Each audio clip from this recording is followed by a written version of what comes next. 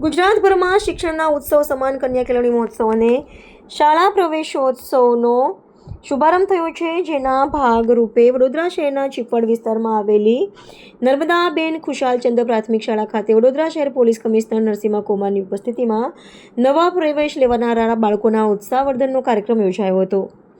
આજે વડોદરા શહેરના ચીપવાડ વિસ્તારમાં આવેલી નર્મદાબેન ખુશાલચંદ પ્રાથમિક શાળા ખાતે નવા પ્રવેશ લેનારા બાળકોના ઉત્સાહવર્ધનનો કાર્યક્રમ યોજાયો હતો. રાજ્ય સરકાર અને કેન્દ્ર સરકાર બંને શિક્ષણ ક્ષેત્રે ઉત્કૃષ્ટ ઇન્ફ્રાસ્ટ્રક્ચર અને વાતાવરણ પૂરું પાડવા માટે સતત પ્રયત્નશીલ છે. કોઈપણ બાળક કોઈપણ પરિસ્થિતિના કારણે અભ્યાસથી વંચિત ન રહી જાય તે માટે સરકાર દ્વારા પ્રવેશોત્સવ યોજાઈ રહ્યો છે. ત્યારે આજરોજ આ કાર્યક્રમ દરમિયાન વડોદરા શહેર પોલીસ કમિશનર નરસિંહા કુમાર ખાસ ઉપસ્થિત રહ્યા હતા અને બાળકોને શૈક્ષણિક કીટ વિતરણ કર્યું હતું.